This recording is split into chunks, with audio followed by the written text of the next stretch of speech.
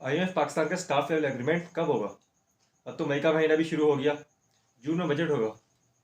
पाकिस्तान का आपको पता है कि आईएमएफ की टीम यहाँ पाकिस्तान में आई थी और 9 फरवरी तक उनकी नेगोशिएशंस पाकिस्तान हुकूमत के साथ हुई। उसके बाद 10 फरवरी को वो चले गए और इस दौरान जो है एसएलए स्टाफ लेवल एग्रीमेंट होना था, लेकिन 9 फरवरी को स्टाफ लेवल एग्रीमेंट नहीं हो सका और ये कहा गया कि अभी कुछ चीज़ें बाकी हैं जो जाके हम पाकिस्तान जो है ऑनलाइन मीटिंग्स करेगा और उसके बाद उसका वो स्टाफ लेवल एग्रीमेंट हुआ। लेकिन आज कोई 81 डेज़ हो चुके हैं, लेकिन अभी तक स्टाफ लेवल एग्रीमेंट नहीं हो सका और उसकी जो सबसे ज़्यादा जो अहम वजह है वो ये है कि तकरीबन पाकिस्तान ने तमाम कंडीशन पूरी कर दी हैं, लेकिन एक्सटर्नल फाइनेंसिंग में अभी भी कुछ कमी आ रही है। हमारी सिंपल अर्थमेटिक है कि हम हमारी साइड से ये कहा जाता रहा कि पाकिस्तान को एक्सटर्नल फाइनेंसिंग की कुछ 6 बिलियन की डॉलर की ज़रूरत है, जबकि आईएमएफ का ये एस्टिमेट था कि पाकिस्तान को 30 जून तक जो फाइनेंसिंग की रिक्वायरमेंट होगी उसमें से तकरीबन 8 बिलियन डॉलर उनको अरेंज करने हैं।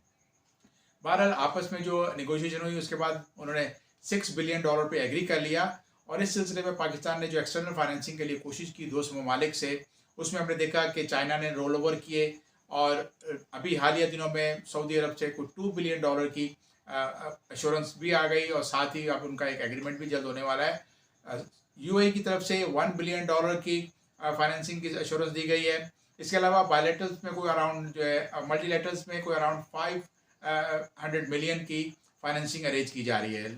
इस तमाम को मिलाकर भी अगर देखा जाए तो हमारे पास कोई 2.5 से 3 बिलियन डॉलर की कमी आ रही है जो एक्सटर्नल फाइनेंसिंग की है और उसी को पूरा ना करने की वजह से अभी तक स्टाफ लेवल एग्रीमेंट नहीं हो सका। आईएमएफ ने इसमें जो भी कड़ी से कड़ी शर्त रखनी थी, यहाँ तक कि पाकिस्तान में all time high interest rate कर दिया गया, 21% पॉलिसी रेट हो गया। इस वक्त तो पाकिस्तानी रुपया उसकी डिवेल्यूएशन की गई, क्योंकि इससे पहले जब इसहाक डार साहब आए थे अक्टूबर में उन्होंने ज्वाइन किया तो वो 200 से कम करने के लिए डॉलर के उनका तैयार किया हुआ था और उन्होंने उस पर कोशिश की, लेकिन आर्टिफिशियली जब डॉलर को मजबूत किया तो उसके ऊपर नुकसान सामने आए और यही वजह हुई कि फिर पाकिस्तान पैरेलल रेट एक्सचेंज के बहुत ज़्यादा बन गए और इंटरबैंक मार्केट के अलावा 2 और 3 किस्म के रेट और बन चुके थे। उसने इकॉनमी को सिवियरली उसको डेंट किया और फिर बला आखिर पाकिस्तान के फाइनेंस मिनिस्टर साहब को और आईएमएफ की प्रेशर की वजह से ये समझ आ गई कि रुपए को आर्टिफिशियली तक मजबूत रखना, बांधना हमारे मसाइल का हल नहीं है। पाकिस्तान को अपने जो बैलेंस ऑफ पेमेंट है उसका क्राइसिस को दूर करना होगा और करंट अकाउंट को खसारे से सरप्लस की तरफ लाना होगा और हालिया दिनों में हमने देखा कि हुकूमत उसमें कामयाब हुई और इम्पोर्ट्स के ऊपर बहुत ज़्यादा सख्ती की गई। रॉ मटेरियल, मशीनरी, बहुत सारी चीज़ें नॉन एसेंशियल जो थी उसकी इंपोर्ट तकरीबन ख़त्म होकर रह गई और रिजल्ट ये निकला कि पाकिस्तान की सबसे बड़ी जो इंडस्ट्री आपकी अगर देखें ऑटोमोबाइल्स की, वो तकरीबन शटडाउन पे आ गई और हर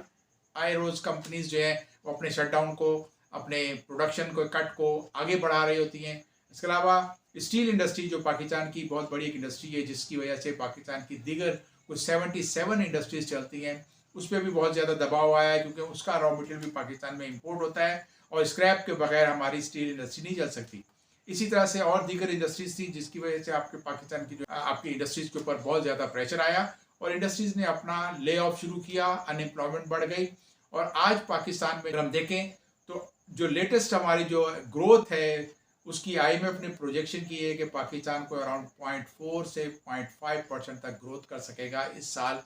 2023 के फाइनेंशियल ईयर के अंदर। तो ये एक ऐसी चीज़ को जाहिर कर रहा है कि इकानमी बड़ी हमारी श्रिंक हो रही है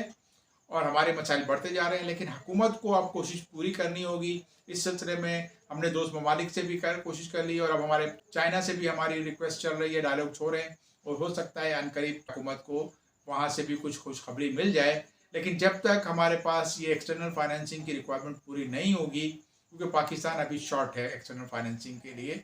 और आईएमएफ का ये भी इशारा है कि आपने इंपोर्ट्स पे जो पाबंदियां लगा रखी हैं, जिसको आपने आर्टिफिशियली तौर पे कम किया हुआ इंपोर्ट्स को, उसको खोलें ताकि आप उसको अपनी इंपोर्ट्स को कर सकें और उसके बाद हमारा आपको एसएलए होगा और हुकूमत को अब ये करती है तो फिर हमारा जो करंट अकाउंट बैलेंस सरप्लस में आया है वो अचानक से एकदम से फिर खसारे में आ जाएगा, क्योंकि हमने बहुत सारी इंपोर्ट्स को अराउंड 4 बिलियन डॉलर की इंपोर्ट्स हमने जो है एलसीज की पेंडिंग पड़ी हुई हैं और हमने उसको नहीं खोला। तो हमें उम्मीद करनी चाहिए कि अब जो आइंदा दिनों में ये अरेंजमेंट हो जाएगा, वरना 1 महीना रह गया और जून में बजट आना है। तो मुझे ये लग रहा है कि अब स्टाफ लेवल एग्रीमेंट ये नहीं हो सकेगा और पाकिस्तान एक बार फिर आईएमएफ का प्रोग्राम अधूरा छोड़ेगा, इनकम्प्लीट छोड़ेगा और ये आईएमएफ प्रोग्राम नाकाम होगा। पाकिस्तान की हिस्ट्री में अब तक 23 प्रोग्राम हुए और सिर्फ एक प्रोग्राम के अलावा हम फेल हुए, तो ये 23वां प्रोग्राम भी फेल होने जा रहा है। अब हमें जो है बजट के लिए बहुत मुश्किलात हो रही हैं और इसमें हमें एक बहुत बड़ा, अगर हम प्रैक्टिकली देखें जो इकॉनमी की सिचुएशन है, तो टैक्स पेयर के ऊपर सबसे ज़्यादा बोझ डाला जाएगा। बजट ये बहुत ज़्यादा ख़तरनाक होगा, एक आम आदमी के ऊपर भी बोझ जाएगा क्योंकि इनडायरेक्ट टैक्सेस जो है वो आम आदमी पे पड़ते हैं और साथ ही इंडस्ट्रीज़ पे और एग्जिस्टिंग टैक्स पेयर्स के ऊपर बहुत ज़्यादा बोझ होगा।